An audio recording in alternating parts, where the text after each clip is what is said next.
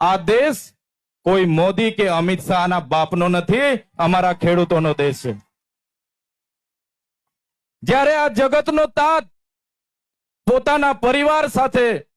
આખું વર્ષ ખેતીમાં કાઢી મહેનત કરે છે, એ ચાહે વરસાદનો દુકાળ હોય, અતિવૃષ્ટિ હોય, અનાવૃષ્ટિ હોય,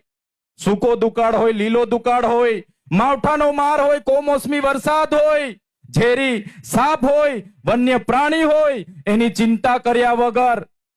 મહેનત કરે છે। મોગા મોગા બિયારણો, મોગા મોગા દવાઓ, મોગી મોગી ખાતરો લાવીને નાખે છે, અને જ્યારે પાક કાઢીને